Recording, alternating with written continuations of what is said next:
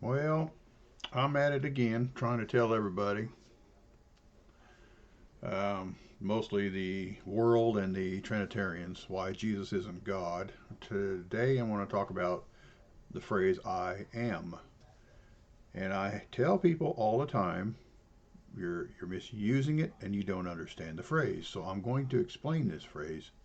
And this will give ammunition to the true Christians out there who know that Jesus is not God. And it will debunk the Trinitarian belief and which is that you probably will never succeed at that because they don't have God's Spirit in them. If they had God's Spirit in them, they would know Jesus is not God. It's just that simple. So, to start off with, I am is a phrase that's commonly used and it's thrown at me constantly when I say Jesus isn't God. People say, well, John 8:58, Jesus said, I am, and therefore that's the same thing he's saying, I am God. No, no, it's not the same thing. So I'm going to debunk it, and I'm going to expose the lies about it. Um, so I'm going to start with this John 8:58. Most assuredly I say to you, before Abraham was, I am.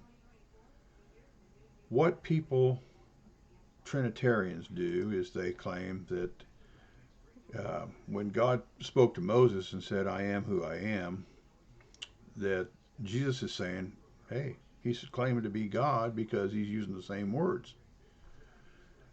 That's not true. Um, God said to Moses, I am who I am. And he said, thus you shall say to the children of Israel, I am has sent you. I am is not the name of God. It is just merely a phrase that it's me. I'm here. Hey, that's me. I just am what I am. So we take I am who I am, and we compare it. What Jesus said before Abraham was I am. That right there is your Trinitarian belief. And they stop at that. They absolutely try not to figure out what Jesus meant. But let me show you something here that these Trinitarians choose to ignore. I am, as you can see here in the red letters, I am appears 114 times in the four Gospels. It appears 217 times in the New Testament.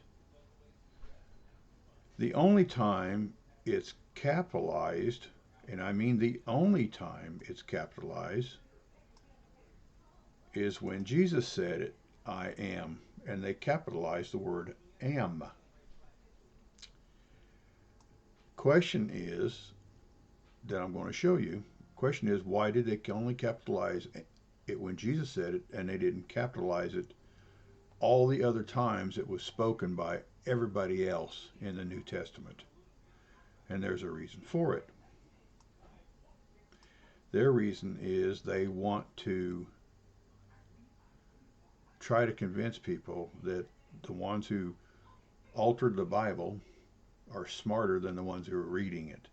Because you got to understand too, back in the day, gospel was taught by word of mouth. It wasn't taught by literate people, people who could read. Unfortunately, today we still have a lot of illiterate people in the world. They can't read, so they have to watch programs, they listen, they hear, and they believe what these deceivers are teaching out there, and so then they become just like the ones saying, well, I heard that, and that was a preacher, and you're not a preacher, therefore they're right, you're wrong. And so they just keep this false documentation going on. When you look at Exodus 3:14 in the original context, if you'll notice that the word uh, am shows up, you got an am there and an am there, but there's no I in there, okay? There's no I am. It's just am. When you check out what that means, It's to be, become, come to pass, exist, happen, fall out, and it has a whole bunch of things that follow it. So we know that the phrase am is not a name, nor is it a reference to the terminology that's commonly used as God. So it doesn't say, God said Moses, God said, say children of Israel. It doesn't say that. It says, God said Moses, I exist. It's me. Say that to the children of Israel. Okay? That's what that means. When you get to the same phrase that Jesus said, most assuredly I say to you, before Abraham was, I am, that I am also means it's me. It's a reference to oneself. So I'm sitting here and I can say I am that I am. I am because I'm here. I exist. That's me. In fact, Paul used the exact same phrase when he was talking about himself. Now listen to what Paul says. But by the grace of God, listen how they said it. I am what I am. Okay? He said the exact same thing. I am that I am. I am what I am. It's me. If we go into the scripture of what it means, we can see that the word I is not there. So it's kind of like by grace of God, God what God and his grace upon me. Okay? You see how stupid that starts to sound when you start saying that I am or am means God? But let me show you this right here.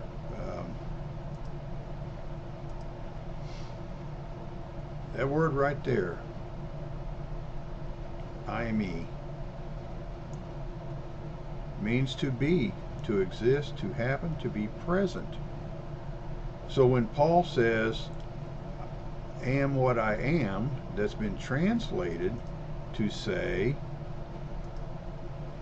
I am what I am, then what he's saying is, it's just me. It doesn't have any other meaning. So there you have a comparison. Let me get back to here. It's still here, yeah. So there you have a comparison now. Am versus am doesn't mean God Almighty. It just means to exist, to be. God used it. Paul used it. Jesus used it. It's found 217 times, the word am, okay? And now I'm going to show you what the word I am is, okay? And I'm going to explain that to you. Jesus said to them, verily, verily, say you before Abraham was, I am. There's the word I now is presented here, okay? So let's look at that. I says, it's me, my, I.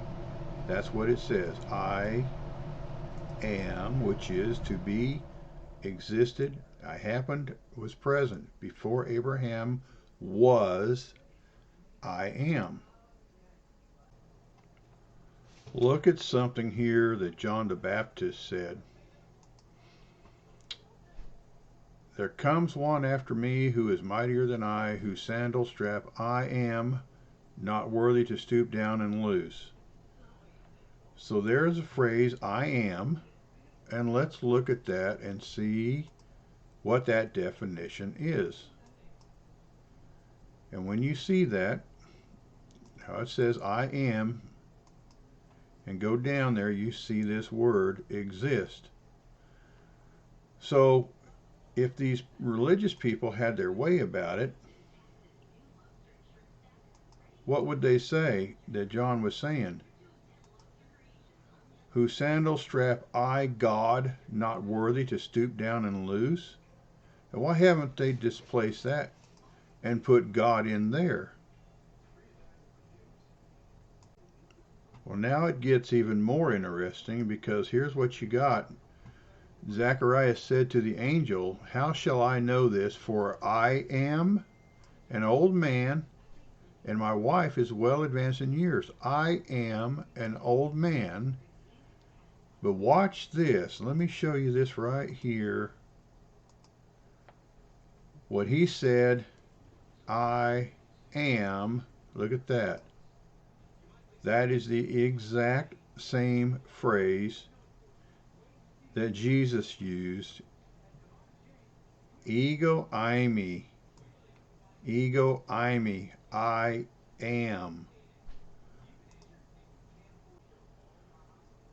So was Zacharias telling the angel that he was God when he used the exact same words?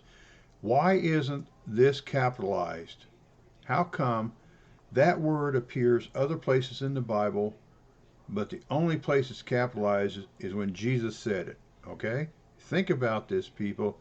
Do your research to find the truth that Satan and the others don't want you to know. That phrase, I am, doesn't mean God. For God, an old man, and my wife is well advanced in years? Are you kidding me? Getting back to another thing that John the Baptist said, and he confessed and did not deny, but confessed, I am not the Christ. Religious people who want you to believe that I am means God. God, not the Christ. John said, I am. So what was it he said? Let me show you. He's using the phrase, I am. Okay? Ego. Eimi. Right there. Same exact phrase that Jesus used in John 8:58. Okay, people? So John the Baptist has said it. Zacharias has said it. Who else used the exact same phrase? Did you know Peter also used the same exact words? Yes, I am he whom you seek. For what reason have you come? The Trinitarians would have you believe I am means God. There was, he was saying, Peter, God, he whom you seek, for what reason have you come? So what are you saying? Peter is God as well? Or is it that you're not using the words and the phrase I am correctly? Peter said, and here we go, I am. And guess what? Guess what? The exact same ones that Jesus said. Ego eimi, the exact same phrase. Peter is not God. Jesus is not God. I am is a word and a phrase that is used to mean it's just me. I am referring to myself. This is something people can't get through their head. It's a refer to who you are. It's a refer to oneself. I am does not mean God, and nor does it refer to God in the New Testament. And I am in the Old Testament, God referred to himself, but he wasn't his name. It just means I am, I exist. It's a referral to oneself. That's all Peter did. Zacharias, Jesus, John the Baptist. Now, whoa, wait a minute. How about the angel Gabriel? Did you know he also said it? And the angel answered and said to him, I am Gabriel, who stands in the presence of God and was sent to speak to you and bring you these glad tidings. So what does this say? The Trinitarians would have you to believe God Gabriel, who stands in the presence of God, was sent to speak to you and bring you these glad tidings. No, I am It's the exact same I am that Jesus said, and there you have it.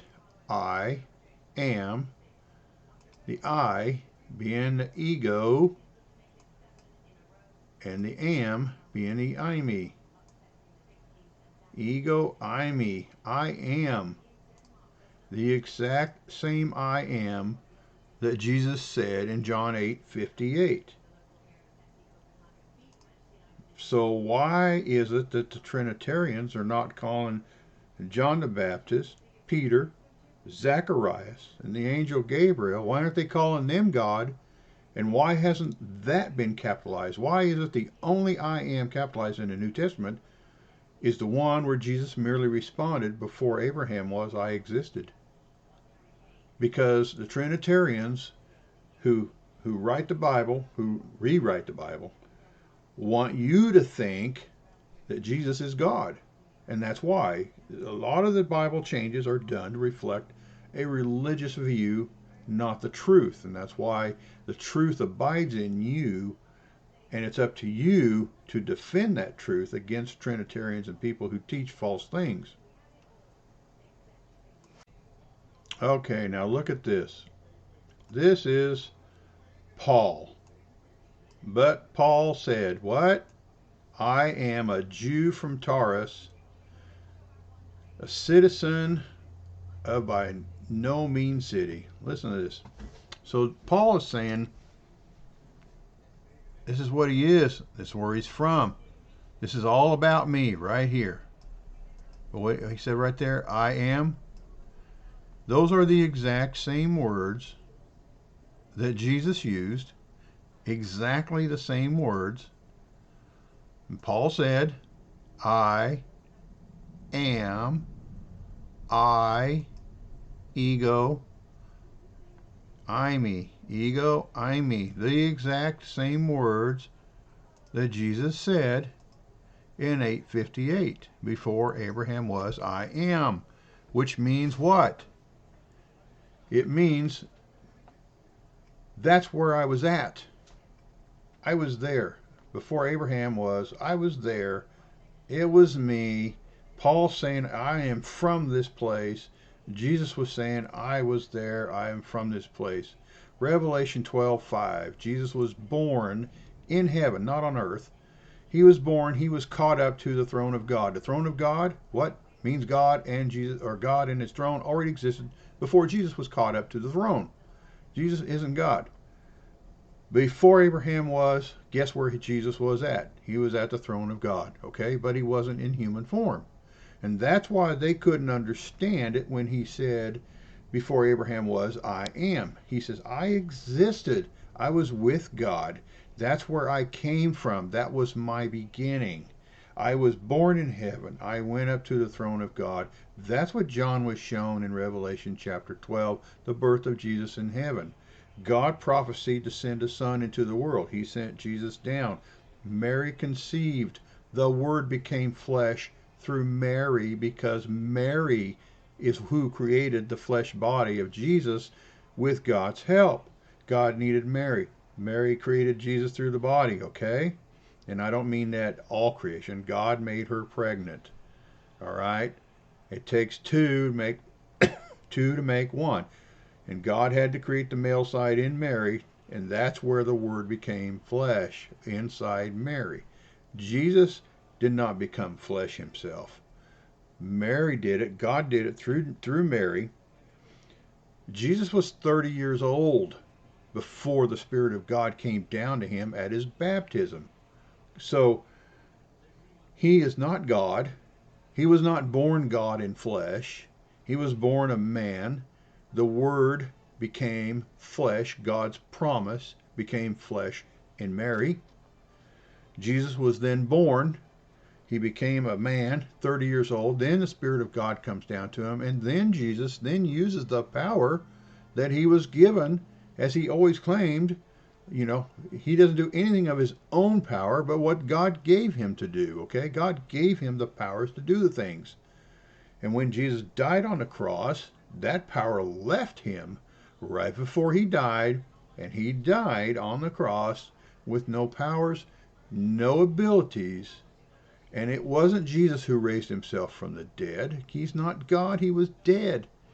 It was God who later raised him from the dead. And so I am has zero to do with the claim of God. It is I existed, I was there, it's me, I'm talking about me, I am. That's what it means. It has nothing to do with the word God or relationship to God, okay?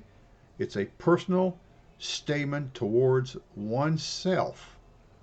Now, you Trinitarians can come up with all your arguments you want to, but you're not going to convince me. You're not going to convince a true Christian, because true Christians already have the answer. I'm giving this information to help them combat you Trinitarians who are way out on the dark side and have no clue who Jesus is. And I would worry about that if I were you. I really would worry about that, because you're supposed to know who he is. And if you don't, it means you're in the dark still, you're teaching lies, and you need to stop. That's why I made this video, going to help the fellow believers out and give them some ammunition to use against you people, okay?